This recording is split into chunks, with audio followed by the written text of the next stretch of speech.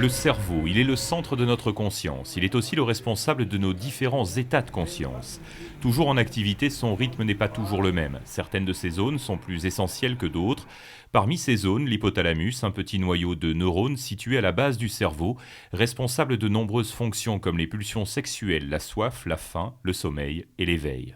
Le cerveau, c'est le quartier général du système nerveux. C'est là en fait où sont générées les pensées grâce à des cellules qui se trouvent dans le cerveau qu'on appelle les neurones qui vont émettre une activité. Donc si vous voulez, la pensée c'est un assemblage d'activités de ces neurones. Et donc il faut dire qu'il y a énormément de neurones dans le cerveau. Il y en a à peu près 100 milliards, ça correspond au nombre d'étoiles qu'il y a dans notre galaxie. Et ce qui est particulier dans le cerveau, c'est qu'il n'est jamais au repos. Il travaille tout le temps, même la nuit, même pendant le sommeil. Toutes les secondes, notre cerveau va traiter un nombre incroyable d'informations dont nous n'avons même pas conscience. Ces différentes activités de notre cerveau ont notamment pour conséquence des états de conscience différents. Si la plupart sont parfaitement normaux, comme le sommeil, d'autres le sont beaucoup moins, comme le coma, un état de conscience modifié qui peut apparaître dans de nombreux cas. Il y a toutes sortes de pathologies qui peuvent le causer. Il y a les accidents vasculaires, soit liés à une obstruction d'une artère, par exemple, soit liés à une hémorragie, soit liés à une hémorragie dans le tissu cérébral ou une hémorragie sous-arachnoïdienne. Il y a des intoxications médicamenteuses qui peuvent produire ça. Il y a les traumatismes crânio-cérébraux qui peuvent produire ça. Il y a les arrêts cardiaques. Les arrêts cardiaques, lorsqu'ils se prolongent un tout petit peu trop longtemps, ils font souffrir globalement le cerveau. Et donc, secondairement, on a un état de coma avec une récupération qui est aléatoire. Il faut évidemment que cette altération soit globale. Ce n'est pas seulement de ne pas pouvoir s'exprimer, mais c'est également de ne pas pouvoir percevoir adéquatement l'extérieur. Pour ceux qui le subissent comme pour ceux qui le vivent indirectement, le coma est un mystère. Ni un sommeil, ni une mort réversible, le coma intrigue. Les questions qui l'entourent ne manquent pas, parmi elles, celle-ci, quels souvenirs et quelles douleurs garde-t-on du coma ? Du coma, je me rappelle de rien du tout, à vrai dire de rien du tout. Même des soins intensifs, je me rappelle de rien du tout. Je me rappelle que des soins intermédiaires ou juste 2-3 phases. Je me rappelle qu'on m'a demandé mon nom et j'ai dit en allemand F, R, E, Y. Je l'ai prononcé en allemand. Voilà, c'est la seule chose que je me rappelle. Je me rappelle que je jouais une partie d'un match de tennis de Roland Garros que j'adore. Je ne me rappelle pas d'un long tunnel noir comme certains gens disent. Also, moi, je n'ai rien à dire à ce niveau-là. Sauf que certains gens me disent 5 jours dans le coma, c'est beaucoup de temps.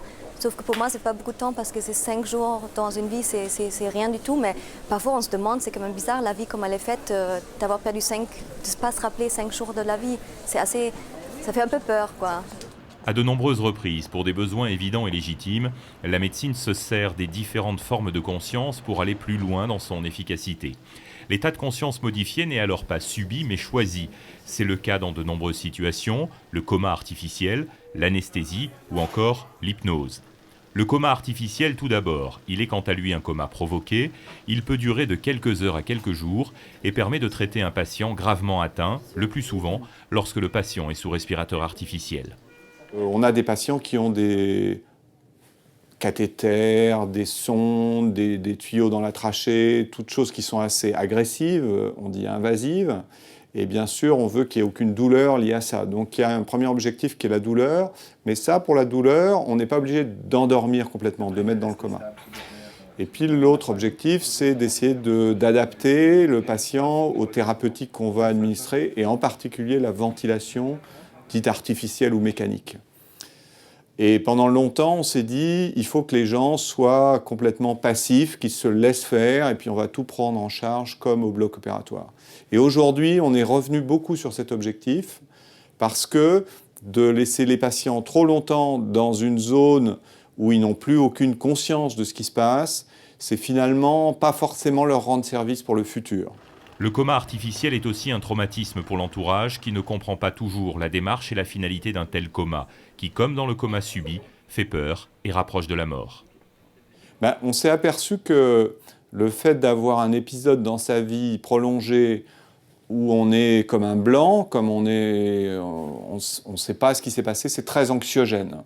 Et que finalement, des périodes où nous, on pensait que le patient, il était à l'abri, tranquille, endormi, puis qu'ensuite on le réveillerait quand il irait bien. Et ben pour le patient, ça va représenter une période de sa vie où il ne sait pas ce qui s'est passé. Et ça génère de l'anxiété parce qu'il y a quand même un peu de souvenirs et on essaye de travailler de plus en plus pour ne pas le laisser trop loin de sa réalité et qu'on puisse garder, chaque fois que c'est possible, toujours un contact avec lui.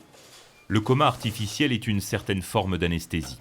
L'anesthésie générale suspend, elle, de manière temporaire et réversible, la conscience et la sensibilité douloureuse. Elle est obtenue à l'aide de médicaments administrés par voie intraveineuse et ou inhalatoire. L'anesthésie générale permet la réalisation, sans mémorisation et sans douleur, des interventions chirurgicales et de certains examens invasifs. Premier type de médicaments, c'est ce qu'on appelle les hypnotiques, donc des médicaments pour que le patient dorme. On parle bien là de l'anesthésie générale. Le deuxième type de médicaments, c'est des médicaments antidouleurs, généralement des morphiniques. Donc s'assurer que le patient, quand bien même il dort, on n'ait pas les désordres circulatoires induits par la douleur.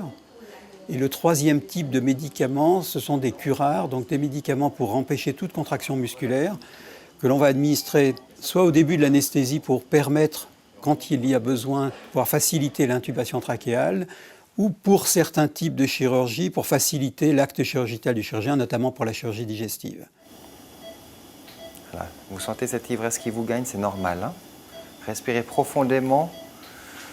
Voilà, donc là, c'est l'anesthésie proprement dite qui commence. Elle va rentrer dans un état de sommeil artificiel. Et pendant cet état de sommeil, avec l'adjonction de médicaments antidouleurs, de médicaments qui font une relaxation musculaire, on va pouvoir d'abord l'équiper pour l'anesthésie. Vous voyez, elle bouge encore un petit peu, c'est normal, hein, mais elle dort.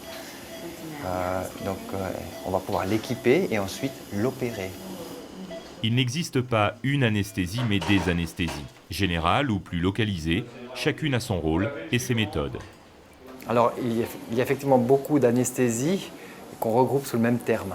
Alors, l'anesthésie générale, classique, avec un patient qui dort profondément, qui a perdu la conscience, qui est parfois, souvent, ventilé, c'est-à-dire il respire avec l'aide d'une machine. Ça, c'est l'anesthésie générale, comme on la conçoit généralement.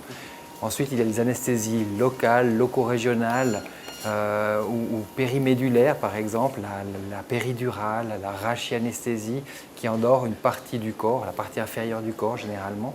Ou les anesthésies tronculaires, on peut endormir un membre.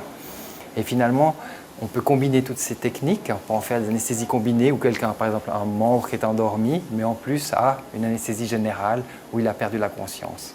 Alors, en fonction du type de patient, des maladies qu'il a auparavant, avant l'intervention, on décide de combiner ou pas ce genre de technique. Si on aborde ce problème du risque, au fond, ce qu'on a à faire, c'est deux choses. C'est s'assurer que tout ce qui est prévisible, on va le gérer comme on doit.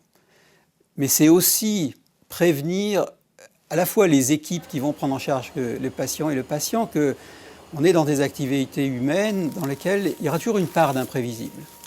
Et c'est se mettre dans la situation où quand bien même il y a des choses imprévisibles qui vont survenir, on est une équipe assez soudée au sein de l'anesthésie, médecins et infirmiers anesthésistes, mais de façon plus large, aussi avec toute l'équipe chirurgicale ou toute l'équipe du bloc opératoire, incluant les instrumentistes. On est une équipe soudée pour que, quand bien même il y ait des imprévus qui peuvent survenir, on va essayer de faire au mieux pour prendre en charge ces imprévus. Le rôle de l'anesthésiste, c'est d'être en fait devant la patiente, au milieu de tous les appareils de surveillance qui sont connectés à la patiente et qui prélèvent des informations qui nous permettent de voir si l'anesthésie se passe correctement, si les événements se succèdent de façon normale. Évidemment, je peux toujours regarder du côté chirurgical, communiquer avec eux afin de m'informer aussi de leur travail, de comment ça se passe, on travaille en collaboration. Et tout ça est centré sur la malade, je peux la toucher aussi et puis contrôler des choses carrément néanmoins. Dans la présentation de nasogastrique est en place. D'accord, donc on va la replacer. Pour accompagner certains patients, la médecine fait désormais appel, dans certains cas, à l'hypnose médicale. Un état de conscience modifié qui permet notamment aux patients d'aborder des actes chirurgicaux sans trop de stress et avec plus d'efficacité. Hypnose, ça vient de hypnose, c'est le sommeil, mais c'est une erreur. En fait, c'est beaucoup plus un état d'hypervigilance, de grande concentration, et pas un sommeil. Et c'est effectivement un état de conscience qui est autre que notre état vigile. Toutes les chirurgies accessibles à une anesthésie locale peuvent être complétées par, dans certains cas, une hypnose pure, et la majorité et dans d'autres cas, par ce qu'on appelle une hypnosédation, c'est-à-dire de petites doses de médicaments sédatifs et antalgiques, donc de médicaments qui aident à la relaxation et qui contrôlent les douleurs, en très petites doses, tout cela permettant aux patients de rester vigiles, de rester conscients et d'être atteignables par l'hypnose. Je pense que le bon candidat, c'est le patient motivé. Et on ne peut pas dire qu'il y ait des bons et des mauvais candidats, parce qu'on peut être bon candidat à un moment de sa vie et puis être moins bon, et puis il peut y avoir des différences d'une séance à l'autre. Et on pense que ce n'est pas la profondeur de l'hypnose qui va faire la qualité du travail. On peut avoir du bon travail en hypnose avec une hypnose peu profonde. Donc moi, je ne pense pas qu'on puisse dire qu'il y a des bons et des mauvais candidats. C'est quelque chose d'assez fluctuant. La phobie des aiguilles, très courante chez certains patients, elle peut être traitée sous hypnose avant une intervention chirurgicale. Elle permet notamment de placer le patient dans de meilleures conditions. J'y croyais, mais sans vraiment y croire. Je ne suis pas trop pour croire ce genre de choses pour moi. Et on a eu 4 séances ensemble avant l'intervention. Et le matin de l'intervention, donc en préopératoire, j'étais dans ma chambre. On a fait ensemble une séance d'hypnose afin qu'elle puisse en fait me poser ma voie veineuse tranquille. Et voilà, donc du coup je suis arrivée au bloc opératoire toute détendue.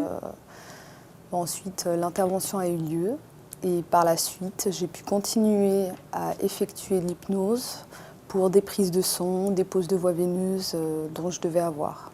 Et ça fonctionne toujours. Si l'hypnose médicale est donc présente dans les blocs opératoires, c'est surtout dans les soins de certains troubles psychologiques qu'elle se veut la plus efficace.